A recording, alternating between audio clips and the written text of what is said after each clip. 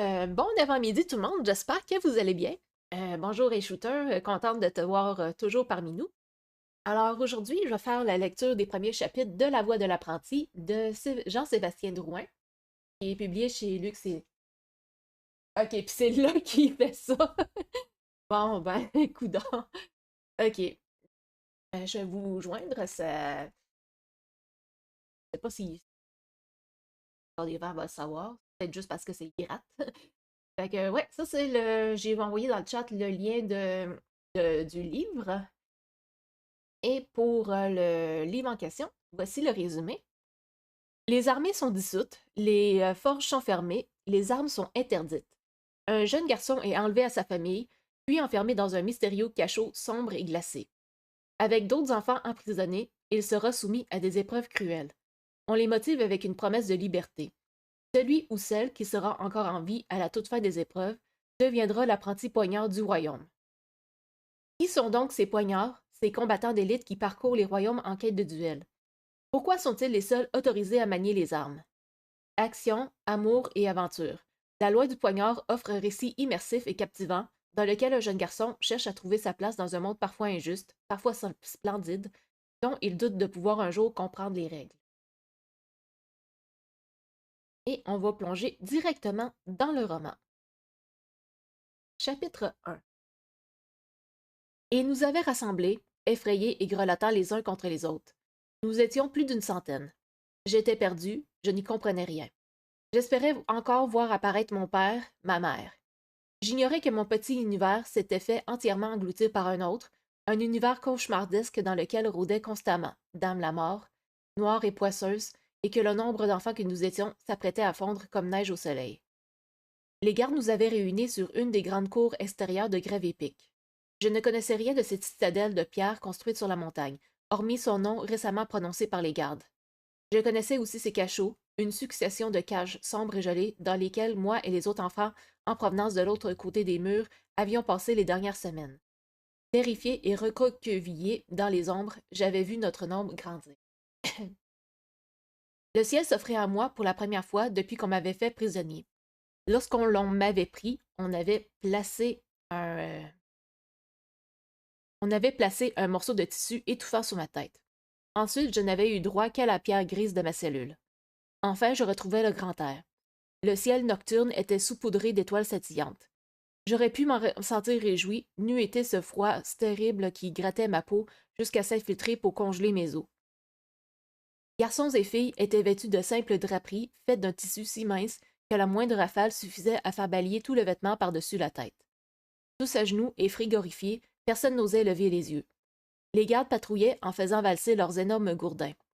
Ces matraques avaient déjà fracassé les mains de ceux qui n'avaient pas su tenir leur langue.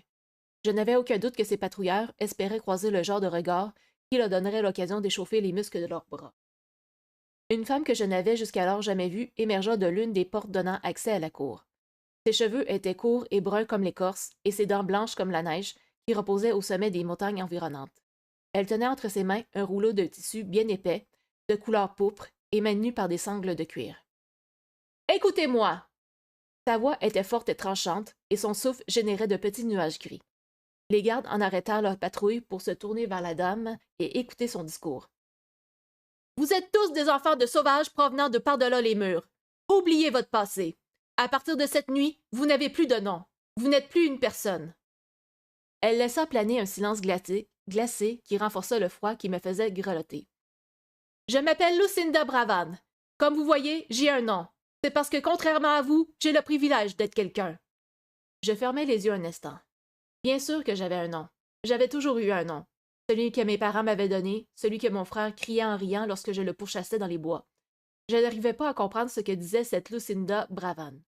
« La plupart d'entre vous vont mourir d'ici quelques semaines, » continua Lucinda en faisant les 100 pas. « De tous ceux ici présents, un seul d'entre vous restera en vie. Cette personne recevra un nouveau nom, ainsi que ceci. » Elle délia les sangles et laissa tomber le rouleau de tissu, laissant apparaître un objet reluisant sous la lumière blanche de la lune. « Ceci est une arme, une épée plus précisément. Les armes sont interdites dans tous les royaumes qui se trouvent à l'intérieur des murs. Seulement un champion et son apprenti ont le droit d'en posséder une. » Je crois que c'est à cet instant que j'arrêtai d'écouter. J'observais la lame blanchâtre, lumineuse sous l'éclat de la lune. À un moment, Lucinda fit glisser l'acier contre la paume de sa main et j'y vis apparaître une fine coulisse de sang rouge vif. Je compris que c'est ce qu'était l'objet et son utilité. Je me surpris à rêver de m'en emparer et de l'utiliser pour fuir cet endroit et regagner les plaines aux chevaux de l'autre côté des murs. Sans doute n'étais-je pas le seul des enfants à manquer d'attention, car Lucinda fit bientôt disparaître l'épée en l'enroulant dans son tissu protecteur. Celui ou celle d'entre vous qui sera encore en vie à la fin de l'année deviendra l'apprenti du champion de grève épique, l'apprenti de Jeffer, né du vent. Elle balaya du regard l'ensemble des enfants accroupis au sol. Une forte bourrasque de vent gelé provenant du sommet de la montagne fit danser ses cheveux courts. Vous êtes beaucoup trop nombreux. Elle ne faisait plus porter sa voix. Elle ne s'adressait plus à nous, plutôt à elle-même et aux gardes attentifs. Ils en ont encore trop ramené, maudit-elle. Lucinda afficha un air contrarié. Elle se passa la langue sur les lèvres et secoua la tête en s'adressant directement aux gardes. Oui, bien trop nombreux. Je veux que vous marquiez la moitié d'entre eux. Les gardes comprirent ce que désirait la dame.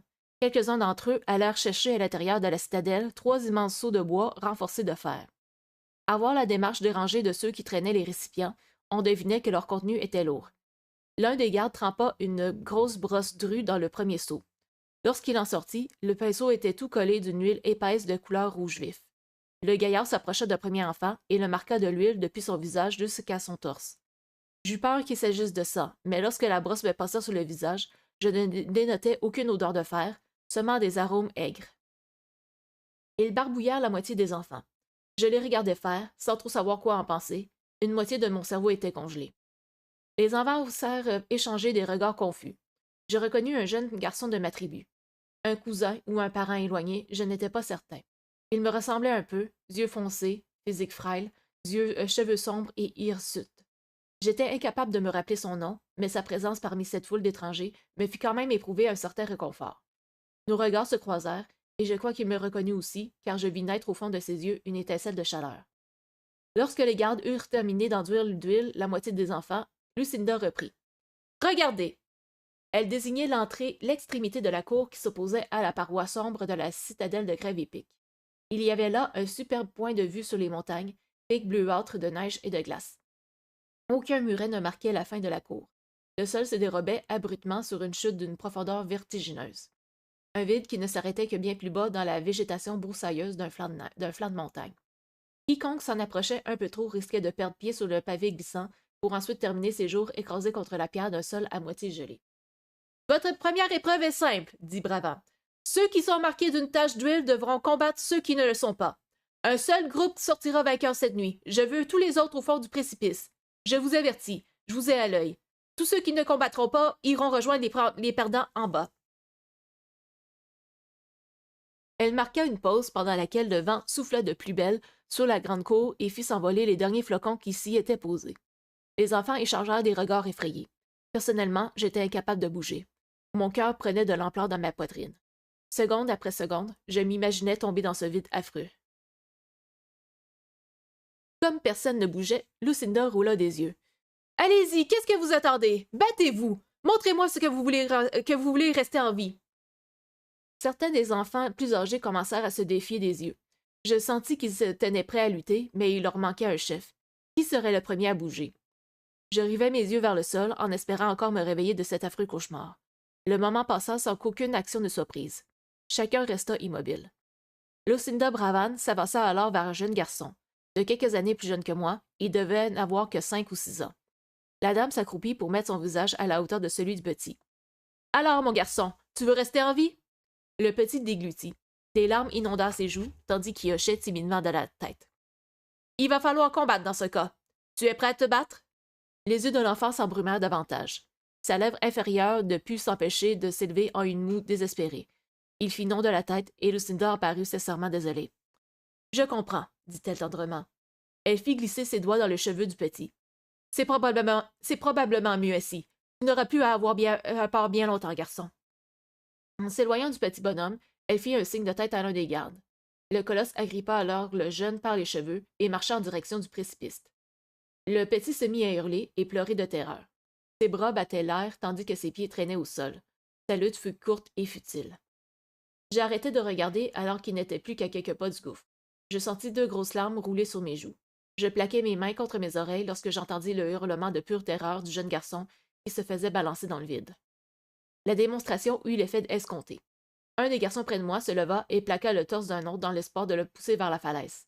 Affolé, ce dernier riposta d'un coup de coude sous le menton. Tous les enfants se levèrent alors et, dans le plus total des chaos, s'affrontèrent dans une danse macabre et imprécise. Chaos ce fut, et quel chaos! Des corps chauds et glissants s'entrechoquant dans le froid, les cris et les pleurs. Je reçus un coup dans l'œil qui me fit perdre la moitié de la vision. Mon autre œil vit avec un peu trop de clarté le gouffre qui s'approchait, tandis que je me faisais emporter par une mère d'enfants hystérique. Pendant tout le combat, je ne poussais personne dans l'abîme glacé. Je ne fis que m'accrocher au plus fort parmi ceux avec qui je partageais la marque huileuse. Je baissais aussi les yeux devant les regards suppliants des plus faibles, ceux qui me faisaient emporter vers le vide. Par miracle, et malgré que je me fasse croire, le destin voulut que je sois dans l'équipe gagnante. Bientôt, il ne restait plus que les huilés dans la grande cour. Des enfants au regard vide et stoïque, certains tremblant de la tête aux pieds, d'autres riant et pleurant en même temps. J'étais pétrifié. Lucinda nous fit mettre en rang. Félicitations, dit-elle. Vous êtes encore en vie. Néanmoins, certains d'entre vous ne se sont pas battus tels que je l'avais exigé. Un courant glacé s'engouffra dans mon ventre. Je me mis à trembler. Inconsciemment, mes yeux filèrent vers le rebord de la falaise.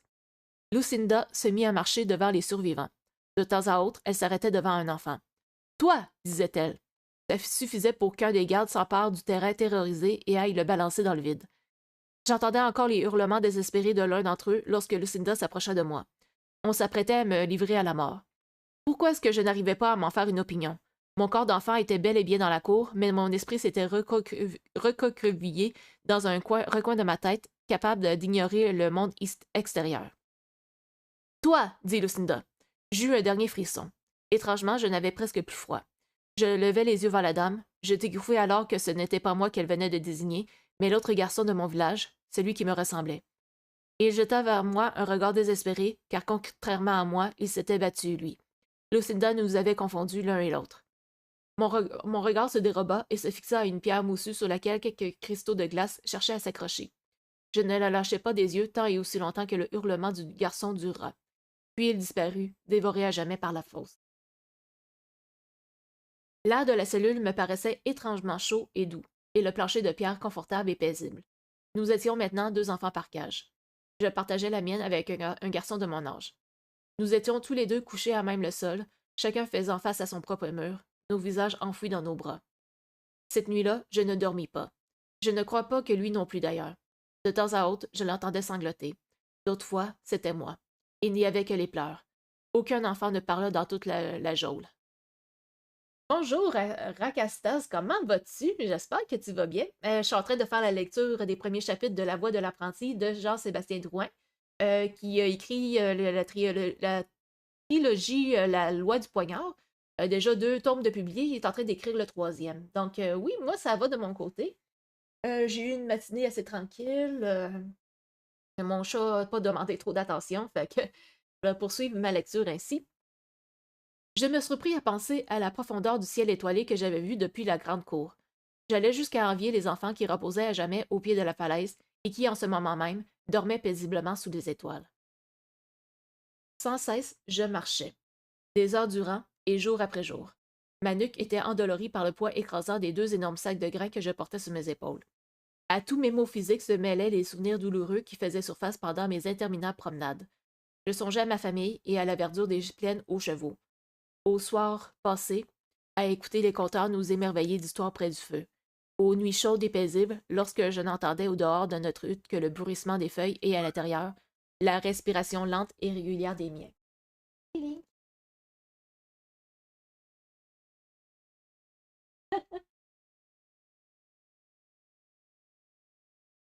Bon. Donc, au froid qui régnait dans la grande cour de Gravépic s'ajoutait la pesanteur du regard de Lucinda Bravan. Elle nous épiait de la même manière qu'un faucon à la recherche d'une proie l'aurait fait, tordant son cou au moindre faux pas et plissant les yeux. De part et d'autre de la cour, les gardes caressaient leurs matraques et, en bons molosses qu'ils étaient, attendaient que leur capitaine leur désigne un enfant du doigt. Ce jour-là, nous tournions en rond depuis des heures. Mes épaules étaient crispées jusqu'à en être engourdies, les muscles de mes jambes brûlaient à mourir, et ma peau était glacée à m'en faire languir l'air sec des cachots de la forteresse. Le trajet circulaire que nous répétions me faisait approcher à intervalles réguliers du bord de la falaise. J'avais fait l'erreur, lors de mon premier passage, de jeter un coup d'œil en bas et d'y apercevoir un petit monticule de corps désarticulés. Pris de nausée, j'avais décidé de garder les yeux rivés par terre et de me concentrer sur la marche. Dès les premières heures du calvaire, certains enfants avaient laissé tomber les sacs ou s'étaient effondrés sous leur poids écrasant. Ils n'avaient pas eu droit à une deuxième chance. Direction la fosse.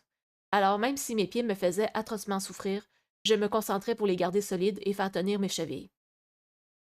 À la fin de la journée, je fus rassuré de retrouver mon camarade de cellule. Nul besoin d'échanger de paroles pour comprendre qu'il ressentait la même chose. Combien de jours se déroulèrent de la sorte? Je l'ignorais, mais Lucinda Bravan en obtint exactement ce qu'elle voulait. Elle réduisit encore notre nombre en éliminant les plus faibles. Lors des derniers jours à supporter cet étrange supplice, les sacs de grains me semblèrent plus légers, plus faciles à porter. Je me demandais si les gardes les avaient vidés pour nous rendre la tâche plus facile. Ce n'est que bien plus tard que je compris ma sottise lorsque je vis mon reflet dans la glace et compris toute l'envergure de ma transformation. En esquivant par la droite, j'arrivai à créer une ouverture par-dessus l'épaule de mon assaillante. De 2 ou 3 ans mon aînée, elle plongea tête la première, résultat du coup de matraque que je lui flanquais derrière le crâne. Le choc qui se répercuta dans mon bras me fit frissonner. J'eus envie de me précipiter vers elle pour l'aider à se relever. Par chance, je parvins à faire durcir mon cœur juste avant d'agir. Nous étions dans une grande salle d'entraînement située dans une aile quelconque de la forteresse.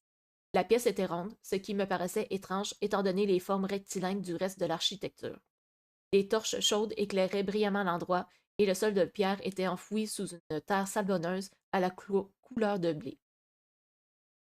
Je restais debout, immobile, tentant de maîtriser le souffle brûlant qui tempêtait dans ma poitrine. Un garde s'approcha de la fille en pleurs. La pauvre était encore sonnée par ma matraque qui avait si violemment sifflé vers sa tête. Il l'emporta comme il emportait tous ceux qui tombaient. De gré ou de force, par les sombres couloirs du château, vers le gouffre, vers la chute, vers la mort. Une seule défaite, c'est tout ce qu'il fallait pour voir réduit à néant ses espoirs d'un jour sortir de cette maudite forteresse glacée. Depuis un moment déjà, nous avions remplacé les longues marches à porter des sacs par des duels au bâton. Lucinda Bravan nous avait d'abord montré quelques coups et quelques esquives, des manœuvres très rudimentaires. Elle ne semblait elle-même pas très à l'aise avec ce qu'elle nous enseignait, et je soupçonnais qu'elle ne connaissait pas grand-chose à l'heure du combat. Ceci marqua le début d'une longue succession d'affrontements. Nous passions l'essentiel de la journée à taper sur des sacs et à éviter les lances de mannequins en bois, mais tous les après-midi, nous combattions. 2 enfants armés de bâtons, un vainqueur et un vaincu. Un vaincu qui disparaissait pour toujours, un vainqueur qui retournait à la solitude des cellules. 2 perdants.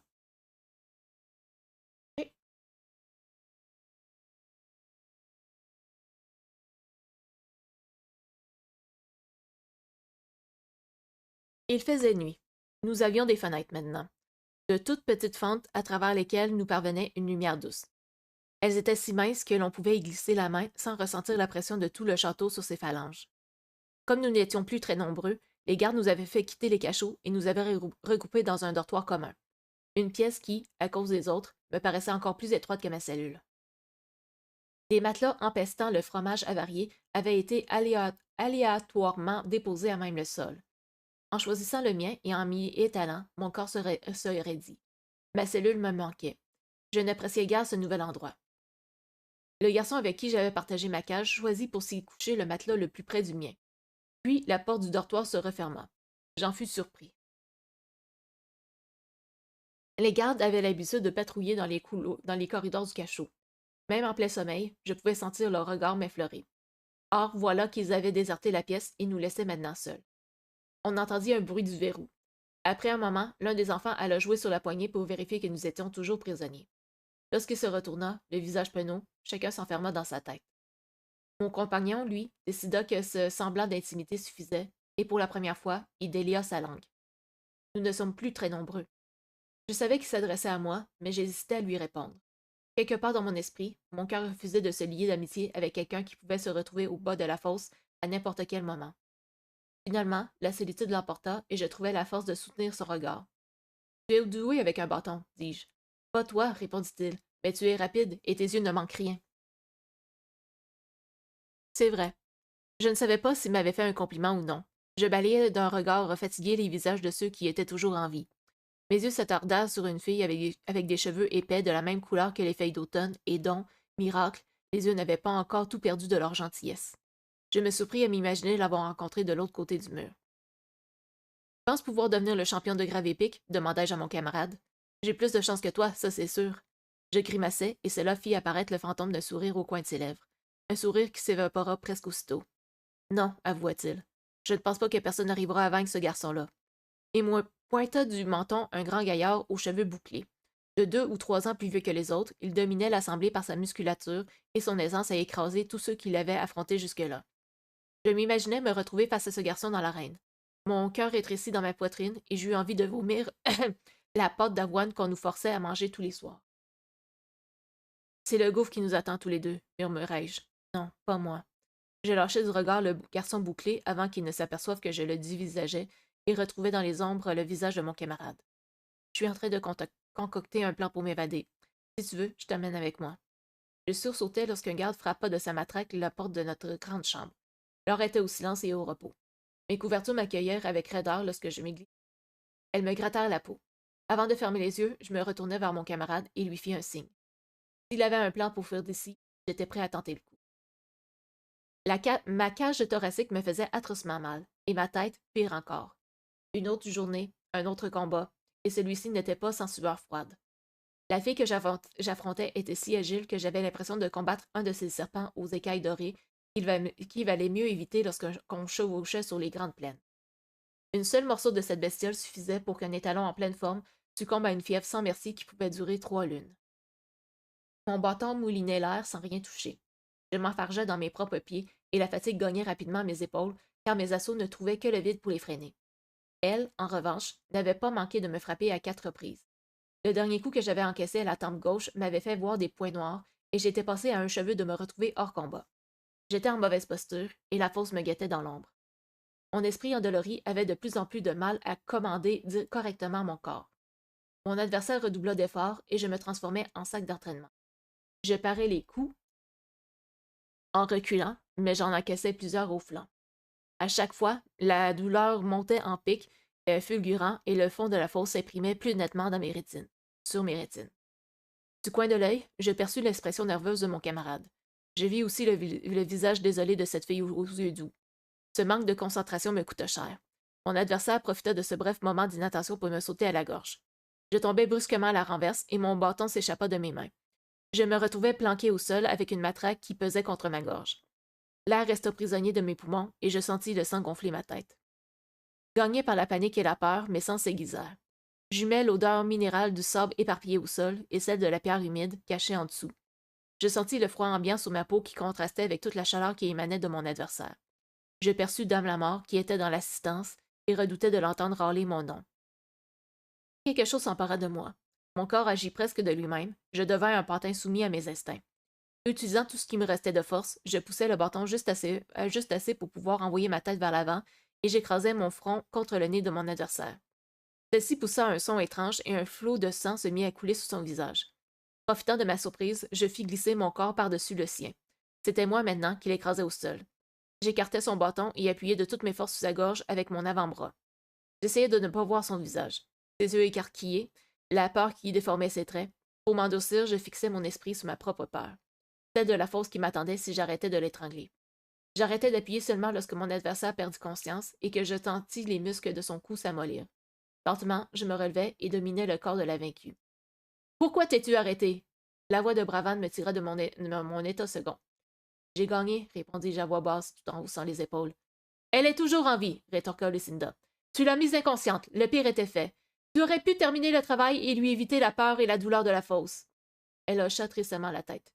« T'es montrée faible, et c'est elle qui en paiera le prix. » Mon adversaire commençait à reprendre conscience. Elle papillonnait des paupières et toussait en grimaçant de douleur. « Amenez-la, ordonna Bravane. Les muscles vides de la fille offrirent bien peu de résistance au garde qu'il envoya par-dessus son épaule. Tandis qu'il l'emportait vers la fosse, la vaincue poussa un long gémissement plaintif. Je regagnai péniblement les autres enfants en rang, en tentant d'ignorer la plaie qui s'étirait, large et sanguinolente, sur mon cœur. J'avais gagné. Mais j'avais gagné quoi? Une journée de plus à vivre en enfer. Le prochain combat opposait cette fille qui avait marqué mon imaginaire et un garçon qui avait la peau noire comme l'encre. Malgré la douceur de ses yeux, elle ne mit aucune peine à la désarmer, ce qui me rassura autant que cela me fit frissonner. Le regard de Bravane se posa sur le vaincu. Elle s'apprêtait à japper sa commande habituelle lorsque le garde qui venait d'emporter mon adversaire revint en gémissant et en rageant à haute voix. Sa main droite était portée à son œil. Du sang frais lui coulait entre les doigts et dans sa poche. Cette petite salope a bien failli m'arracher l'œil, se plaignit-il. Lucinda Bravane poussa un soupir. De mon côté, je me réjouis que mon adversaire ait retrouvé un peu de combativité avant d'être balancé dans le gouffre. Vous n'êtes pas capable d'achever vos adversaires et vous n'êtes pas capable non plus d'affronter la mort avec courage, déclara Bravane. Son regard de faucon plana sur le dessus de ma tête, mais je n'osais pas l'affronter. Il est temps que cela change. Elle s'approcha d'un garde et lui dit quelque chose. Celui-ci quitta la salle d'entraînement et ne revint que quelques minutes plus tard, avec dans sa main un couteau à viande. Bravane prit la lame des mains du garde et l'alla la porter dans celle de la fille au regard doux.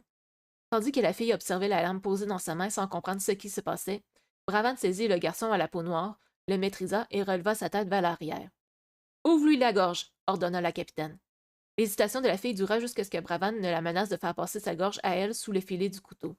Elle se pencha alors vers le garçon qui luttait comme un animal dans l'étreinte solide de Lucinda. La lame glissa sous sa peau d'ébène, en y séparant aisément les chairs. J'en ressentis un inconfort cuisant naître sur ma propre gorge. Le garçon se tortilla un moment, puis son corps devint aussi mou qu'une poupée inarticulée. Ce soir-là, notre dortoir sembla encore plus silencieux qu'à l'habitude. La fille aux yeux doux ne pleura pas, mais elle perdit à jamais la douceur que j'aimais dans son regard. Une autre gorge.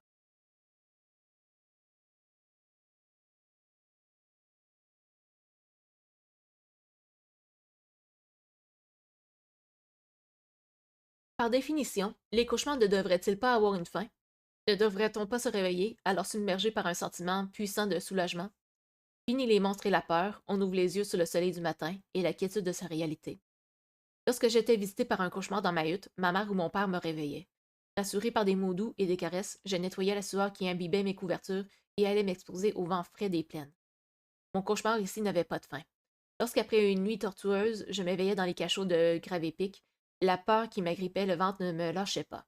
Au contraire, elle enfonçait ses griffes dans mes viscères et faisait bourdonner ma tête. Si le cauchemar ne prend jamais fin, comment peut-on entretenir l'espoir d'un jour s'éveiller en pleine lumière?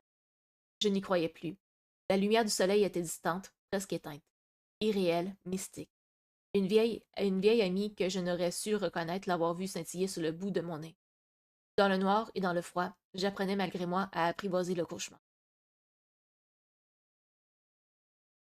Nous n'étions plus que vingtaine. La plupart du temps, nous restons silencieux, chacun perdu dans la toile emmêlée de nos pensées respectives. À l'occasion, j'échangeais quelques mots avec mon compagnon, qui me rappelait pendant ces courts instants que je n'étais pas un fantôme. Sa présence à mes côtés demeurait réconfortante. Il était mon seul allié dans ce nouveau monde de violence et de non-sens. Il m'assurait que son plan était presque au point.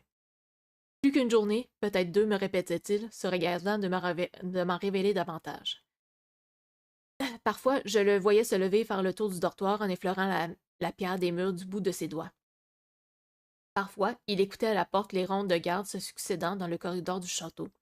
J'espérais seulement que son plan serait échafaudé avant que l'un de nous deux ne soit forcé d'affronter le grand garçon aux cheveux bouclés.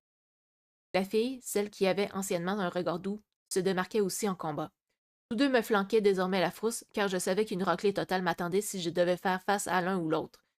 Une seule défaite et j'aurais droit à la lame du couteau à viande. Je frissonnais. Les autres enfants ne m'effrayaient pas vraiment.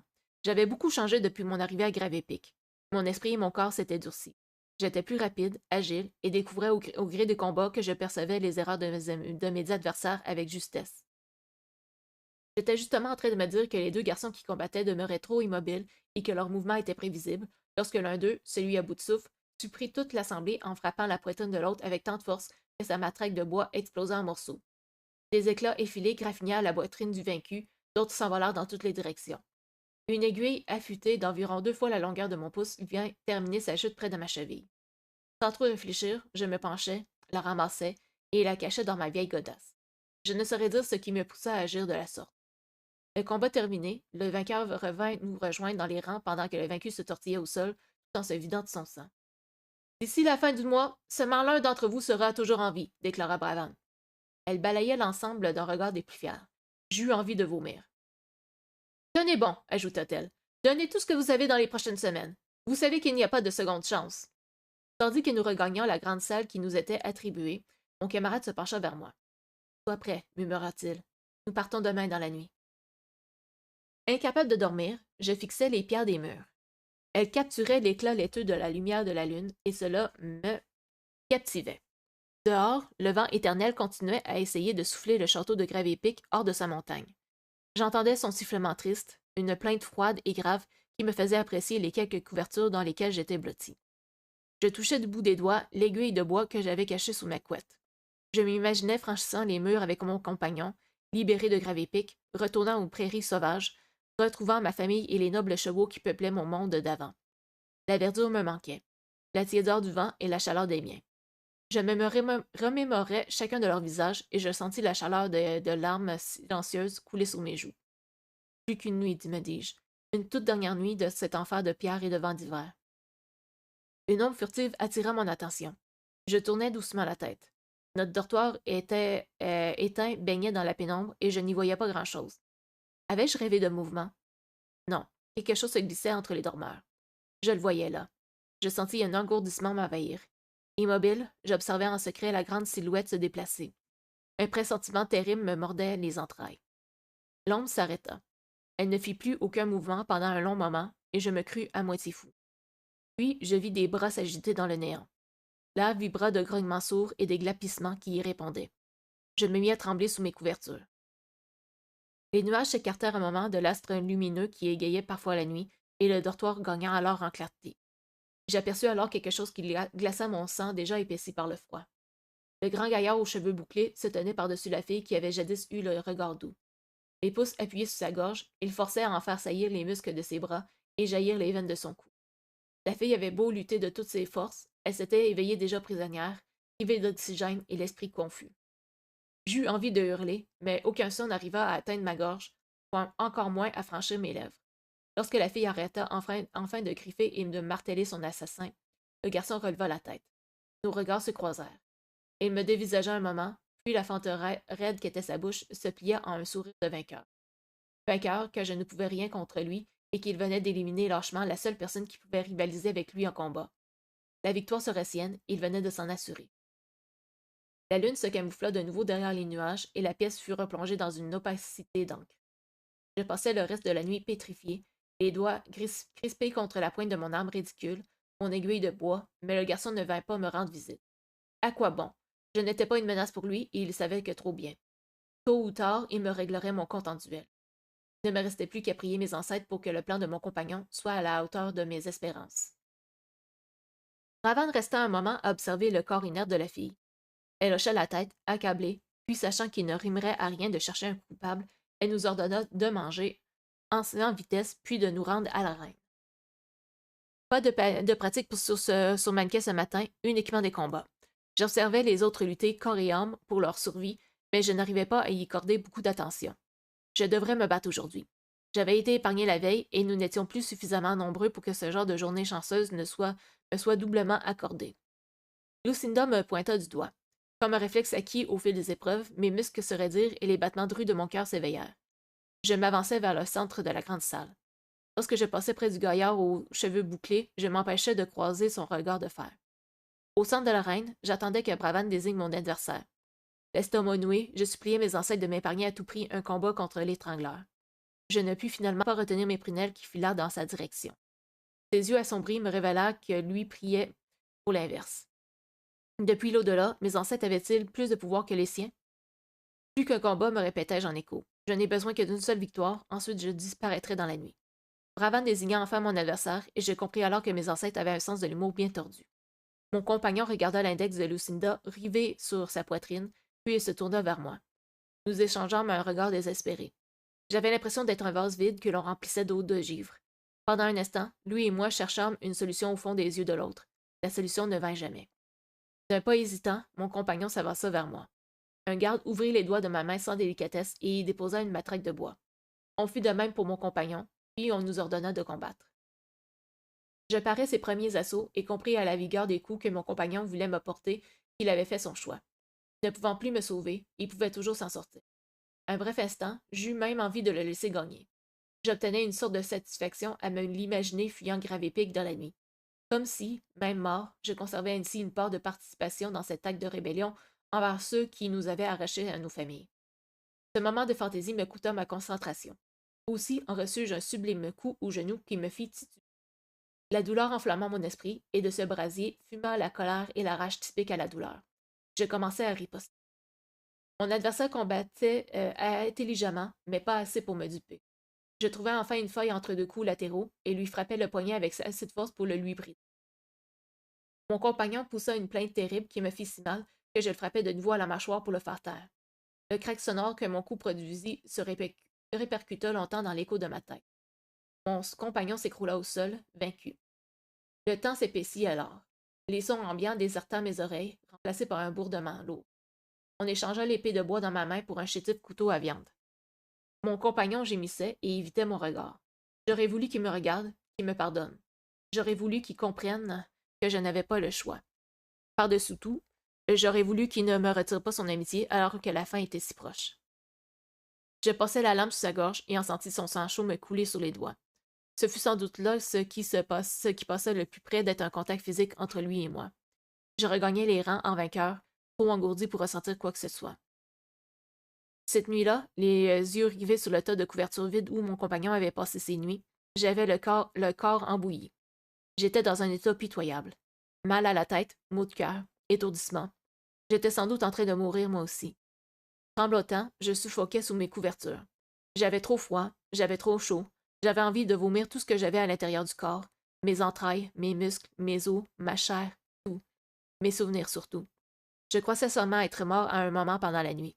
L'enfant que j'avais jadis été, celui qui courait les pieds nus dans la nature sauvage, par-delà les murs, celui qui partageait sa vie avec les chevaux, celui qui vibrait sous le soleil, cet enfant était mort. Ce qui restait de moi n'avait plus rien de substantiel qu'une coquille vide. Vide, oui, mais une coquille quand même, et dans le silence de la nuit, je me promis que cette coquille serait d'une armature sans égale. L'enfant était mort, mais l'acte qui venait de naître était fait de fer, de sang et de glace. Mes tremblements cessèrent. Les battements de mon cœur se calmèrent. Peut-être pour la première fois depuis des mois, je me sentais calme, distant, neutre. Sans faire le moindre bruit, je me glissais au travers des dormeurs. J'observais leurs visages assoupis et une réflexion me traversa l'esprit. Aucun d'entre eux n'avait gardé leurs traits juvéniles. Pourquoi les appelais-je encore les enfants? Nul enfant ne reposait ici, ceux-là étaient au fond du gouffre. Je me demandais vaguement de quoi j'avais l'air, même si, en vérité, cela n'avait aucune importance. Je m'arrêtai enfin. L'air qui emplissait mes poumons était glacé, et pour une fois, cela ne me causa guère d'inconfort. Je regardai un moment son visage. Il dormait, les muscles de sa mâchoire carrée étaient détendus. À le voir ainsi si paisible, il me sembla bien moins menaçant. Je me penchai lentement, et j'enfonçai mon aiguille de bois dans sa gorge, tout en plaquant ma main libre contre sa bouche. La chair tendre de son cou accueillit la pointe de bois sans difficulté. Un flot impressionnant de sang jaillit de chaque côté de mon âme. Le garçon aux cheveux bouclés ouvrit les yeux et tenta de se débattre, mais je le maintins fermement sur place. Il était certes d'un physique plus impressionnant que le mien, mais j'étais prêt à accueillir sa panique. Mes muscles étaient bandés et lui était confus et en train de mourir. Je tortillai la pointe dans sa gorge vénérable. La chair s'abîma, la plaie s'élargit. Le sang coula davantage, son visage commença à pâlir. Ses yeux se voilèrent et je reconnus sur son visage une peur d'enfant, mais la coquille que j'étais s'en moquait. J'attendis qu'il cesse de bouger. Je le laissai là, ses yeux encore ouverts, sa tête baignant dans une mare opaque. Je regagnai mes couvertures, sans un regard vers les autres. Lorsque les gardes découvrirent le cadavre du garçon aux cheveux bouclés, ils se disputèrent la tâche ingrate d'aller chercher Bravane. Dès son apparition dans notre dortoir, Lucinda eut une réaction beaucoup plus forte que lorsqu'elle avait découvert la fille étranglée. Probablement parce que cette fois, la mort du garçon signifiait qu'elle venait de perdre le dernier champion valable. Les autres étaient adéquats, tout au plus. Dans un élan de rage, elle voulut savoir qui avait commis le crime, mais évidemment, personne ne me dénonça. Peut-être aurait-il dû? Lucinda m'aurait-elle fait alors jeter du haut de la falaise de Gravépic? Je ne saurais le dire, car après tout, j'étais désormais l'un des plus doués parmi les recrues restantes. Les journées qui suivirent se déroulèrent sans que je m'y assiste vraiment. Mon corps était présent, mais ma tête était ailleurs, dans un endroit sombre et vide. Je ne revenais à moi qu'au moment des combats et que je gagnais sans trop de difficulté. Oui, Link. Bientôt fini. Il a peut-être vu quelqu'un. Donc, où est-ce que je t'ai rendu? Ouais. Je ne revenais à moi qu'au moment des combats que je gagnais tous sans trop de difficultés. Rapidement, je me retrouvais devant mon dernier adversaire, un garçon dont les yeux absents m'accorda la victoire avant même que ne s'engage le combat. Lorsque je passais la lame contre sa gorge, il ne me regarda même pas. Il n'émit aucun sanglot, aucun son. Je me passais comme réflexion que celui-là était mort bien avant que je ne le tue. De tous les enfants qui avaient été capturés dans les territoires sauvages, j'étais maintenant le dernier en vie. Lucinda prit un instant pour m'observer, et je notais une pointe de lassitude sur son visage. Félicitations, me dit-elle sans conviction. Tu es désormais l'apprenti de Jeffer, né du vent. Elle tourna les talons et quitta la grande arène d'entraînement. À ma grande surprise, les gardes la suivèrent, me laissant seule. Pour la première fois depuis des mois, j'étais véritablement seule, sans enfant à mes côtés, sans garde, sans un regard sur moi. Je sentis une foudroyante envie de pleurer monter dans ma gorge, mais je l'enfermai à l'intérieur. Une coquille ne pleure pas, me dis-je. Une coquille ne ressent rien.